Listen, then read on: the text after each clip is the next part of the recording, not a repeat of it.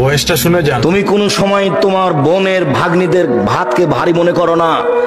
তোমার বউ কিন্তু বলছে বারবার, দেখো তোমার ভাগ্নি আছে, তোমার ভাগনা আছে, তোমার বোন আছে, তোমার বাপের দোস্ত আছে, কত মানুষ আছে, এত রান্না করা যাবে না।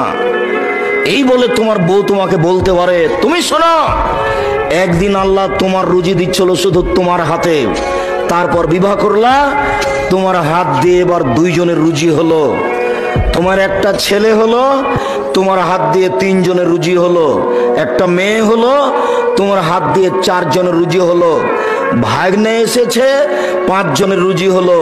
ভাগ্নি এসেছে, 6 জনের রুজি হলো। বোন এসেছে, 7 জনের রুজি হলো।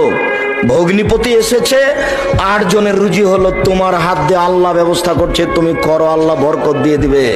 তুমি বলে দিও, আব্বা আমার কাছে খাবেন, আম্মা আমার কাছে খাবেন, আমার ভাগ্নে আমার কাছে খাবে, ভাগ্নি আমার কাছে খাবে, বোন আমার কাছে খাবে, দোলা ভাই আমার কাছে খাবে, আমার বাপের যত আত্মীয় স্বজন আছে সব আমার কাছে খাবে। তুমি খাওয়াতে শুরু করো, তো তুমি 6 মাস পরে দেখবে তোমার টাকা পয়সা বেশি হয়ে গেছে, হবেই।